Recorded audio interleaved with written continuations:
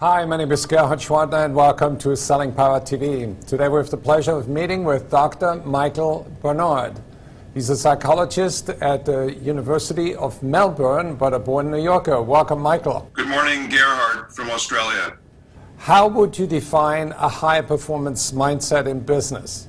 The field of positive psychology and neuro-leadership, cognitive behavioral science, has defined different elements of a mindset that's needed for high performance. I put that together in a framework or an architecture of high performance. You know, Gerhard, everyone has an attitude towards their work, but high performers have a particular way of looking at their work. And it consists of three major commitments: commitment to success, commitment to others, whether it's the people you work with or your customers, or commitment to self. And underpinning these commitments are a set of beliefs about work, such as optimism or self-direction, empathy, respect, authenticity. These core attitudes and beliefs really determine the way an individual performs at work. Additionally, we've discovered that high performers, as a part of their mindset, have resilience or self-regulation, confidence, persistence, organization, and the ability to get along. We call these their behavioral strengths. So when you say making a commitment to yourself, and that was the first one that I remember, what should that commitment look like? Or what is sort of the self-talk that people engage in when they're really committed to themselves and to performing at a higher level? Well, the commitment to self is necessary because in order to produce at the level that we want to produce at, if we don't look after ourselves and if we don't have good health and well-being, our performance and relationships will ultimately suffer. So we have to have a positive focus when we get up in the morning and during the day, what's working well and what isn't. We have to have positive self-regard that enables us to get through those difficult periods of time at work when things aren't going so well. We have to have authenticity.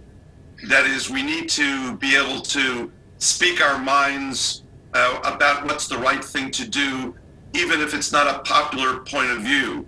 We have to be self-accepting, so we're not afraid to make mistakes or do the wrong thing in order for us to be successful. So there's a range of these beliefs that top performers action on a regular basis that build their commitment to themselves. That's one of the core foundations. So is that very similar to empathy and ego drive, where people are firm with themselves but also friendly and supportive? Part of that has to do with ego drive, and we don't want ego to get in the way of sales performance, because ego means I always have to prove myself in my work to feel as a worthwhile person. We need self-acceptance in our people so they don't feel they must always be successful and prove themselves to others to feel valuable as people within themselves. Now, empathy and respect is a different commitment. That's commitment to others. And so we now understand that the psychology of success today across different job sectors means you're not only committed to your own success, but you're committed to the success and well-being of others. And this is also applies to your customers. So empathy means that you're really good at understanding and listening to what the customer wants before you describe what it is you're actually selling, the service or the product that you're providing. So you're really talking about a mindset operating system that has starts with the capacity, and you mentioned this in your book about the prefrontal cortex, where you develop that ability to look at yourself and take care of yourself, take care of the team, take care of the customer, and the result would be a much higher performance than when you don't have that self-regard or that introspection. The third foundation or commitment is commitment to success, and that's the 100% commitment to doing whatever it takes in order to be successful. So we don't want to miss that one. That means that you're self-directed, you solve problems when they arise, you set your goals, you're optimistic, you're creative, you have high frustration tolerance.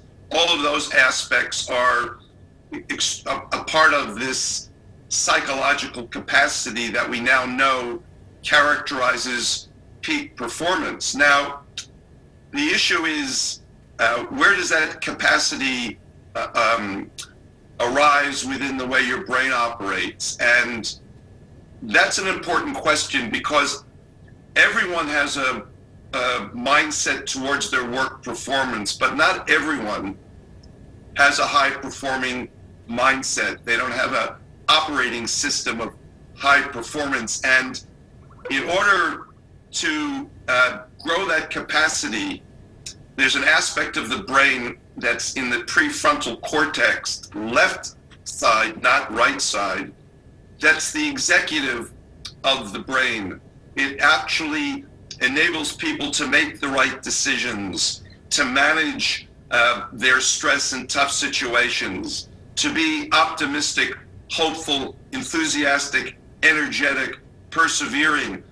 And in order for people to, if you like, change their work performance and work behavior to a higher level, this aspect of brain functioning needs to be activated.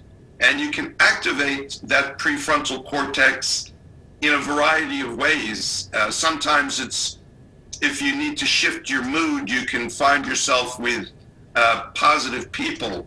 You can do mindfulness meditation.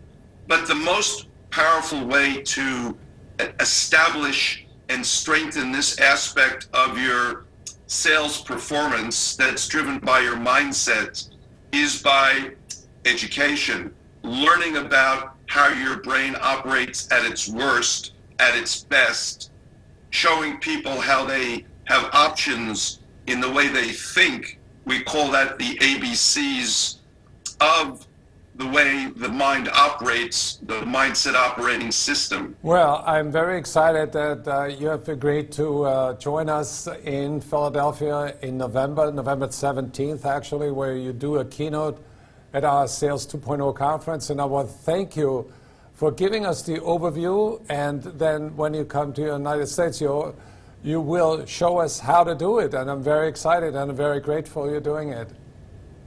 I'm very much looking forward to having that opportunity, and I thank you. Thank you.